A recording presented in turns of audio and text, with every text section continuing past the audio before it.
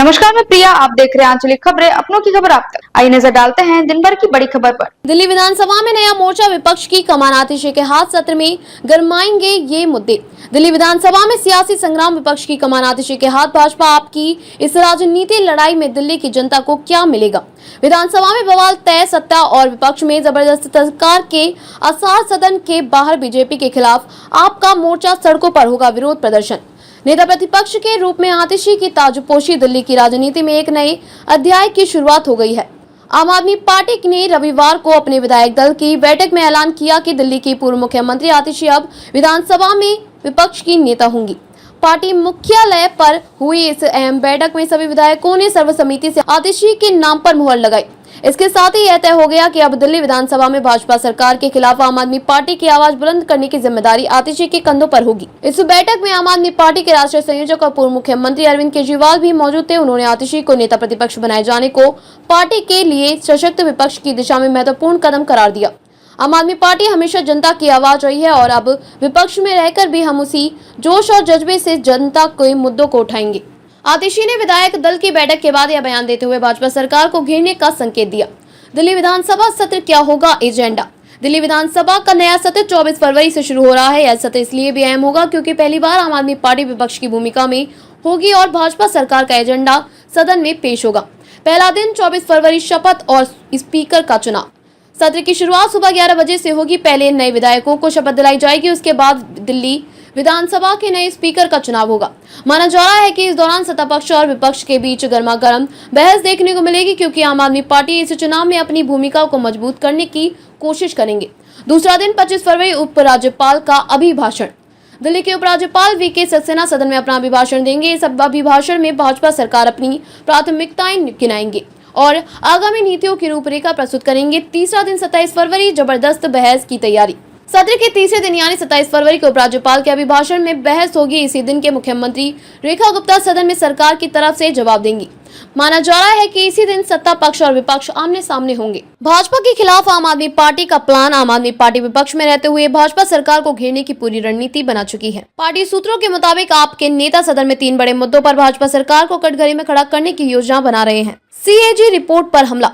आपका दावा है कि भाजपा सरकार के कार्यकाल में वित्तीय अनियमितताएं हुई हैं। आम आदमी पार्टी का आरोप है कि हर विभाग में घोटाले हुए हैं और CAG की रिपोर्ट में इसका खुलासा हुआ है।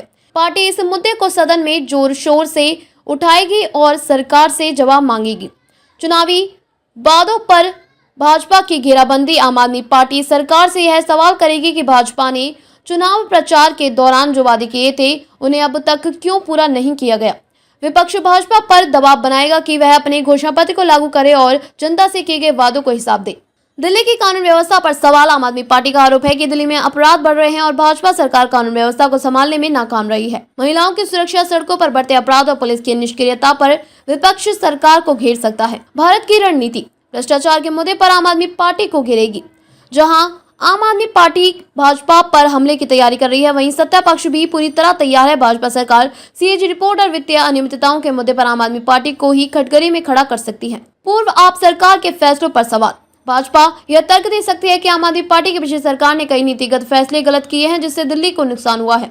खासतौर पर वित्तीय मामलों में अनियमितताओं को लेकर भाजपा तीखा हमला कर सकती है। घोटालों की चर्चा। भाजपा सरकार का फोकस इस बात पर होगा कि आपके शासनकाल में कौन कौन से घोटाले हुए हैं और किस स्तर पर भ्रष्टाचार हुआ है। इसका सीधा असर यह होगा कि आम आदमी पार्टी को अपने बचाव में सफाई देनी पड़ेगी, जिससे विपक्षी हमलों की धार कमजोर हो सकती है। आतिशी पर व्यक्तिगत हमले। भाजपा नेता आतिशी के खिलाफ व्यक्तिगत हमले कर सकते हैं, जिसमें उनके पिछले फैसलों और कामकाज को निशाना बनाया जा सकता है। इससे आम आदमी पार्टी को अपने नए नेता प्रतिपक्ष को बचाने की रणनीति पर काम करना पड़ेगा।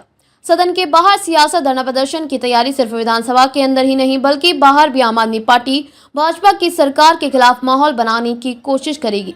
धरना प्रदर्शन की योजना। पार्टी के वरिष्ठ नेता सदन के बाहर जनता के मुद्दों को लेकर विरोध प्रदर्शन करने की योजना बना रहे हैं। सरकार पर दबाव बनाने के लिए आम आदमी पार्टी सड़कों पर प्रदर्शन कर सकती है। सोशल मीडिया पर बीजेपी के खिलाफ प्रचार। आम आदमी पार्टी भाजपा सरकार के फैसलों को सोशल मीडिया पर जोर शोर से घेरने की तैयारी कर रही है। पार्टी डिजिटल कैंपेन के जरिए भ्रष्टाचार, कानून व्यवस्था और महंगाई जैसे मुद्दों को हाईलाइट करेगी। जनता से संवाद। आम आदमी पार्टी दिल्ली के लोगों से सीधा संवाद करने के लिए सभाओं और रैलियों का आयोजन कर सकती है। पार्टी अपने कार्यकर्ताओं को दिल्ली के हर विधानसभा क्षेत्र में भेजकर भाजपा सरकार की विफलताओं को उजागर करने की योजना बना रही है।